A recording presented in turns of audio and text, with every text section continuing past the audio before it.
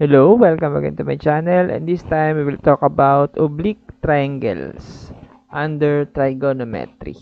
Okay, so I already discussed the right triangle no, sa previous video. So kung hindi nyo pa napapanood, no, andito lang, isasama ko na lang yung link. And then, ngayon, pag-usapan natin about oblique triangle. So si oblique triangle is a triangle that has no internal angle equivalent to 90 degree. So meaning walang 90 degree sa angle niya, no, internal angle. Example, no, example triangle, yan. Ayan, meron tayong tatlong angle, no? Angle ABC, yung uppercase A, angle B, and angle C. And then, sa opposite side ng angle na yon, yun yung lowercase letter niya. Okay, halimbawa, yung opposite ni angle A is yung side, lowercase a. Yung opposite ni angle B is the side, lowercase b. And then yung opposite ni angle C is the lowercase c, the side. Okay? So, yan. So, again, no, sa pag-solve ng right triangle, ang ginagamit natin is Pythagorean theorem and SOHCAHTOA. So, kapag wala ng 90 degree doon sa internal angle ng triangle natin, no, hindi na natin pwede gamitin si SOHCAHTOA at si Pythagorean theorem, no, for 90 degree angle lang yun, for right triangle lang yun. So, dito, hindi natin siya pwede gamitin. Okay? Pero, yung internal angles natin, no, syempre, triangle pa rin to all triangles. Kapag pinag-add mo yung tatlong internal angle, angle A, angle B, plus angle C, is equivalent pa rin syempre sa 180. Katulad lang din, 180 degrees. Katulad lang din sa right triangle. Okay? So, paano natin susolve yung mga sides and angle ng oblique triangle kung hindi naman pala pwede gamitan ng Pythagorean theorem at ang SOHCAHTOA? So, ang ginagamit natin dito sa oblique triangle is yung sine law and cosine law. So, unahin muna natin si sine law. Kasi, kung kaya naman ni sine law, no need na gamitin si cosine law. So, gagamitin lang natin si cosine law once hindi na natin kaya isolve yung triangle using sine law. So, ano ba yung sine law? Okay? Yung sine law, kunin mo lang yung sine nung angle. Na halimbawa, sine angle A, tapos over mo siya sa opposite side niya. Which is itong opposite ni angle A is yung lowercase a. Opposite, no? And then, equal mo sa any of the two. Sa angle B or sa angle C. So, kahit ano, depende on the given dun sa problem sa triangle. Later, may example tayo. For example, letter B. So, kunin mo lang ulit si sine ni angle B, over mo lang kay opposite ni angle B, yung lowercase b. Okay, yung dalawa na yan, pwede mo na gamitin, no? And, kung gusto mong gamitin naman si angle C, so, equal mo lang ulit either A or B, si sine angle C all over yung opposite side ni angle C, which is yung lowercase c. Okay? Again, ito, pag gagamitin natin, syempre hindi naman dalawang equal yung sa equation, no? Isa lang dapat. So, ito muna, pwedeng itong dalawa, no? A and B, ang partner, pwedeng B and C, or pwede rin yung A and C, depending on the problem, no? Situation ng problem. Okay? Ayan. Solve tayo ng example. Okay? So, example, ito, oblique triangle. So, ang given lang sa kanya ay ito, yung side C, which is 13 feet. No? Pag isang kuwit, feet yan. And then, yung opposite angle niya, na 33 degrees, yung angle C, no? Ayan, yung angle, 33, opposite side niya is 13. And then, isang given pa na other side, yung letter B or A. Depende, no? So, pwede naman magkabaligtad yung lettering natin, no? Basta importante, yung ka-opposite niya, yun yung parehang letter. Okay, so paano natin gagamitin si sine law? So, depending on the given, sabi nga natin, so, sinet natin na C ang 33. So, pwede natin gamitin tong si sine C. Kunin natin yan, no? Sine angle C over lowercase c equals. So, anong equal natin? A or B? So, si A, wala namang wala pang given, pareha, no? Si B, may isang given na side, walang angle. Okay? So, pwede natin gamitin si B. Kasi dito sa C, yung angle C, meron. Si side C, meron din, no? 13. So, pag in-equal natin sa sine B, sine angle B over B. So, ang meron tayo dito, again, angle C meron. Side C meron tayo. Angle B, wala tayo. Side B, meron. So, ang una natin masasolve is yung angle B. Ayan. So, pwede naman natin yan, sige, substitute na natin muna. Sine 33 over side C, 13 feet, equals sine angle B all over side B na 23 feet. Yan. Then, cross-multiply ko lang itong 23. Tapos, ibabaligtarin ko lang. No? Dito ko nalagay yung sine B sa left side. Tapos, 23 feet sine 33 all over 13 feet. So, cancel na yung, niya, no, yung feet niya. So, ang unit niya ay degree na kasi angle naman sinusolve natin. Okay? So, paano solve si B?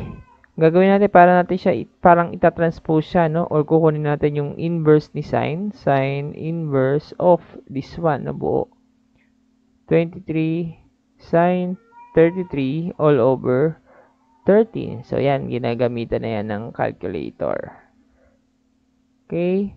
So, sine si inverse. Kung andito si sine, isi-shift lang natin. Shift sine. Sine inverse of 23 sine 33. Huwag nyo kalimutan yung parentheses. All over 13.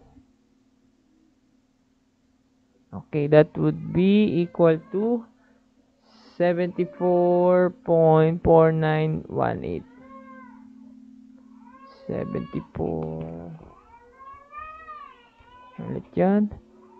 74.4918 degrees. So, that is angle B. So, pwede mo na agad yan i-box. Okay? Ayan. And then, dahil meron na si angle B, okay, so, pwede na natin makuha si angle A using yung, natin, no? Ito, yung summation of internal angle na 180 degree. Ayan, which is yung angle B ay 74.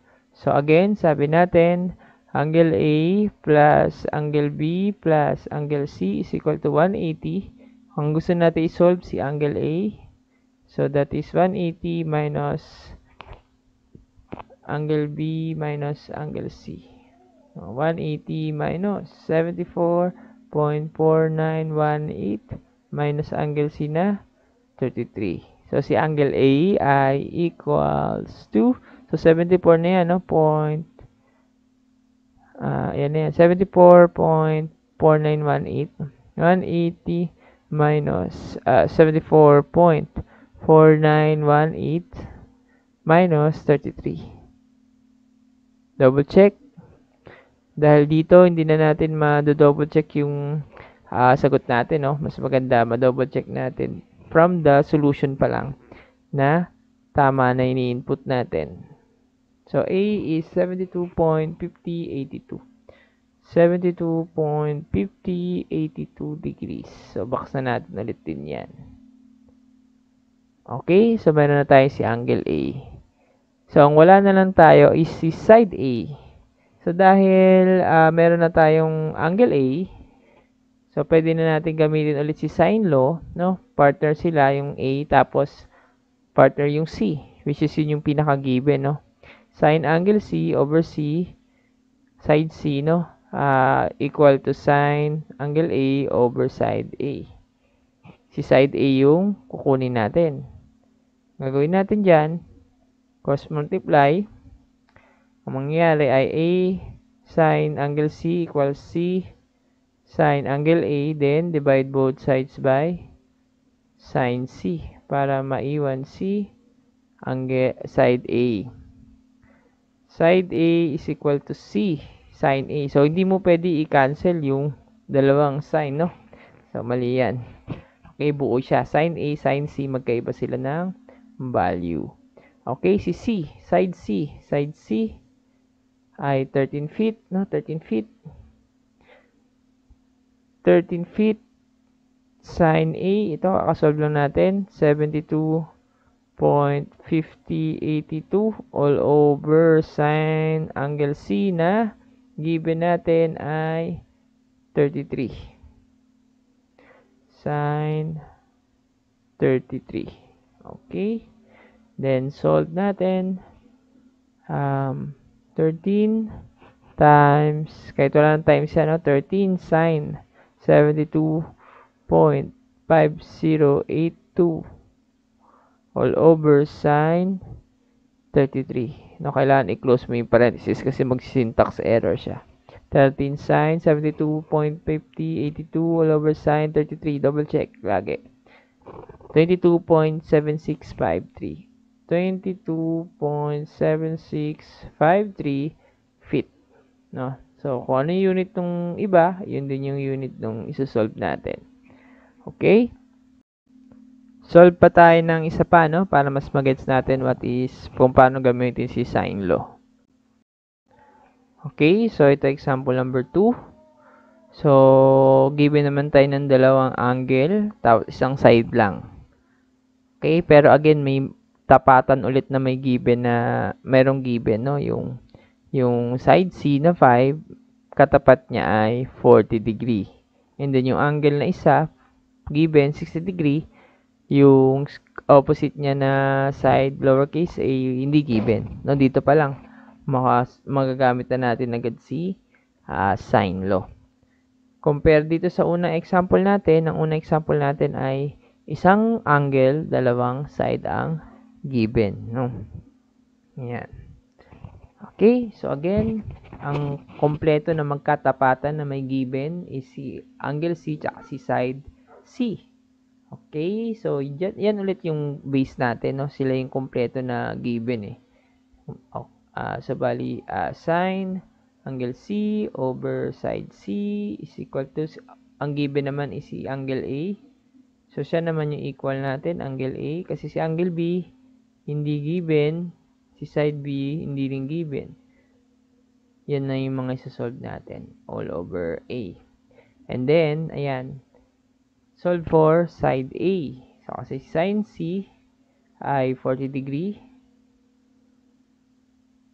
No? Ayan. All over side C na 5 equals sin angle A na 60 all over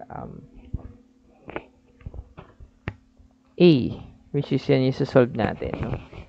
So, cross multiply, then divide by sin 40. Katulad ng ginawa natin kanina.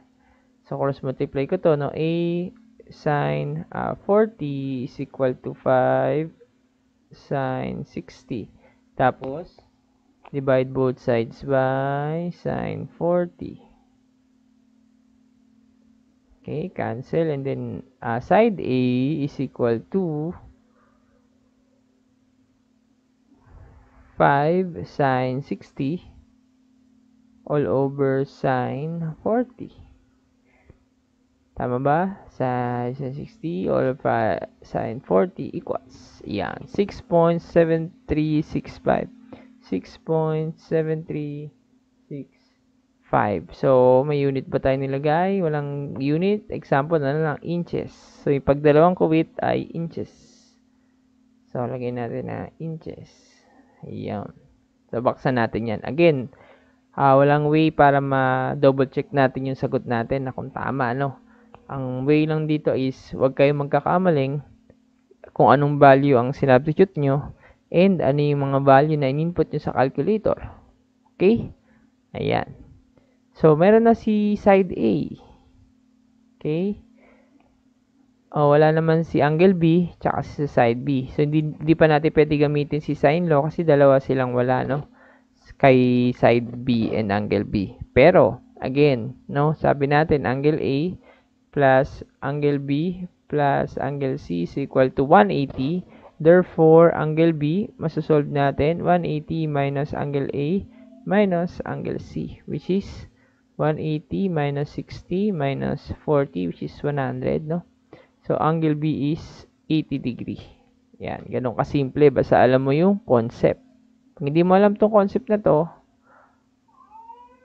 mahirap. Hindi mo, kahit ganun kadali yan, kung hindi mo alam yung concept, ay hindi mo masasagot yan. Okay, so alam na natin si angle B.